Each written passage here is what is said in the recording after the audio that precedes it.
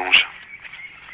Le couple vient à peine d'aménager, et après la pause téléphonique, le téléphone résonne en pleine nuit. Des appels anonymes sur Albert et Monique, Jackie, plus tard son frère Michel, traîné de poudre, qui met le feu au baril. Jean-Marie explique qu'il a donné son numéro de téléphone au premier cercle familial. Juillet 81, Monique et Albert et quelques membres de la famille sont partis en vacances en Italie. C'est à leur retour que les premiers appels du corbeau résonnent. Des appels anonymes. Il faudra encore quelque temps à ce corbeau pour qu'il prenne la parole. À cette époque, c'est encore des appels silencieux, musicales. Nous sommes donc à la rentrée 1981. Et pourtant, on parle d'un premier appel en avril 81.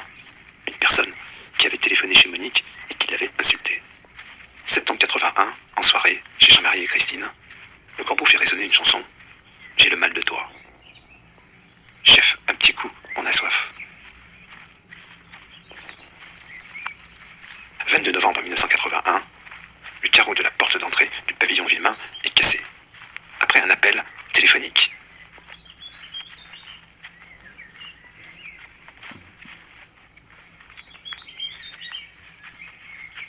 Étrangement, ce soir-là, Monique Collin, collègue de Christine, ex-voisine, avait reçu un appel téléphonique anonyme. Elle-même avait téléphoné à son beau-père pour savoir si ce n'était pas lui qui avait fait une blague. Quelques jours auparavant, le 14 novembre, à Aumonzey, au petit matin, Jackie et son frère Michel s'étaient battus à la sortie de l'usine. Et ce n'est qu'en novembre 1981 que le couple Monique et Albert reçoit des appels avec de la musique et une voix rauque masculine qui insultait Monique.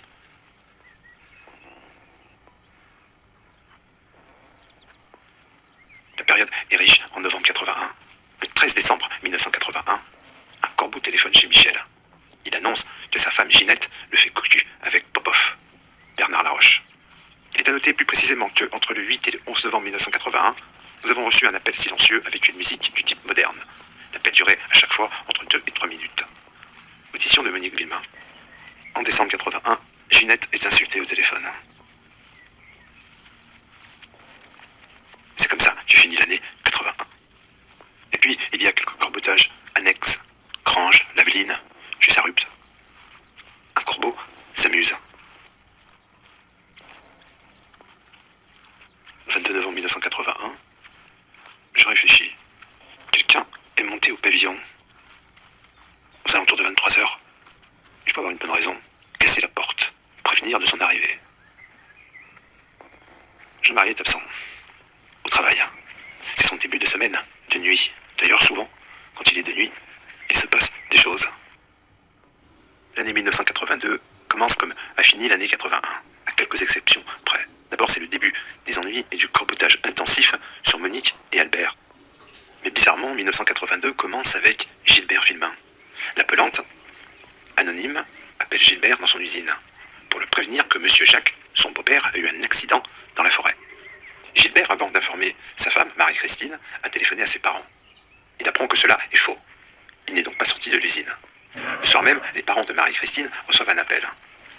La voix disait « Ta fille Marie-Christine n'est pas sortie. Heureusement, je l'attendais. » Les frères et les sœurs de Marie-Christine ont reçu des appels anonymes. Christophe et Nathalie. Madame Thomas Yvette, qui hébergeait à l'époque Gilbert et Marie-Christine, a aussi reçu un appel qui prévenait d'une crise cardiaque du beau-père de Gilbert. Nous sommes au tout début de l'année 82. À la même période, la voix téléphone au pavillon. Il cherche le rebouteux de l'épange, qui a le même nom de famille, mais qui n'a pas le même orthographe. Fin janvier, la voix fait état des essais et de la pose des rétroviseurs. Dans la même journée, il parle avec Michel. On a fait la Java ensemble. Toujours à la même époque, la voix téléphone à Monique. Il menace Jean-Marie. Gilbert et Marie-Christine en sont témoins. En avril 82, le jour de l'enterrement de Christian Ollery, le corbeau menace Lionel. Il l'appelle plus de 25 fois. Week-end du 14 juillet 1982, Gilbert, Marie-Christine, Monique et Albert se promènent à Aumonzey. Au retour de leur balade, la voix du corbeau demande si la balade était bonne. Albert commence à se poser des questions s'il n'y a pas une observation à Aumonzey. 14 septembre 1982, le corbeau fait déplacer Gilbert. Une nouvelle fois, il téléphone à l'usine pour un accident imaginaire de Monique. De septembre à décembre 82, ça ne s'arrête pas. Le corbeau corbeau parle de l'allergie au savon d'Albert. Il se vante pour la première fois d'avoir cassé le carreau du 22 novembre 1981. Le 30 novembre 1982, il fait déplacer les pompes funèbres La Poirie de Granges. Il téléphone plus de 25 fois au couple Albert et Monique. Il termine à 20h40 en se réjouissant et en disant « Alors, tu l'as eu ta surprise ?» Le 13 décembre 1982, en début de soirée, le corbeau téléphone à Monique. Il avertit qu'il va faire du mal à Christine. Aux alentours de 19h30, à l'Épange, le pneu avant côté conducteur de la voiture de Jean-Marie est crevé.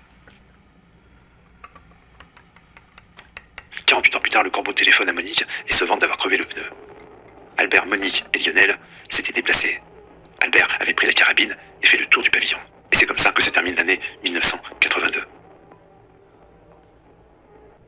En 1981 ou 82, sans pouvoir préciser les appels, Yannick Jacquel allait presque toujours décrocher. Au début, l'appel était muet. Par la suite, l'interlocuteur disait d'une voix rauque « C'est ton père » et il raccrochait.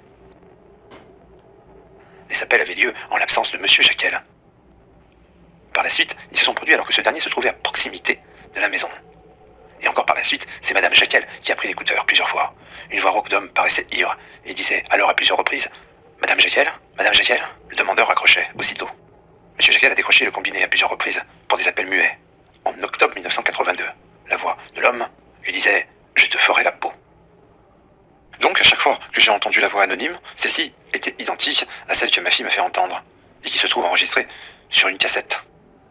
C'est un sujet intéressant, cette voix. Il semble même qu'à Granges ou sur les alentours de la maison de Roger Jacquel, vous pourrez avoir comme une sorte d'observation. À cette époque, les appels avaient lieu en l'absence de Roger Jacquel, ou quand il se retrouvait à proximité de sa maison. À cet instant précis, cela fixe quelque chose. Qui est le corbeau de Roger Jacquel? Et donc de Liliane, 1982. Alors, à part le premier cercle familial, qui d'autre a été dérangé par cette voix? Avec une certaine accélération au printemps 82. On pourrait parler de Claudine Boulet, la compagne de Gilbert Collin, ou de Monique Collin, sa belle-fille. Léolard à Laveline, la famille Demange à Aumonzay, et Madame Fraisse à Saulcy en décembre 82. Cette période qui commence avec l'automne 82 est plutôt intéressante, pour des déplacements du corbeau à Saulcy et même à l'Épange. Pour être complet, il faudrait rajouter 3 personnes qui se détachent. 3 personnes dérangées par un corbeau. Roger Jacquel, Martial David et Bernard Jacot. Ces 3 personnes travaillent pour Autocoussin. Cela commence à faire beaucoup. 3 personnes, vu les circonstances de l'affaire. Prenons l'exemple de Martial David, l'un des plus proches de Jean-Marie Villemain. Ils se sont rencontrés en 1976 à Autocoussin. Par la suite, ils se sont rapprochés. Martial David et sa femme ont emménagé au HLM Guéchamp, voisin des Villemain. Ils sont partis début 83.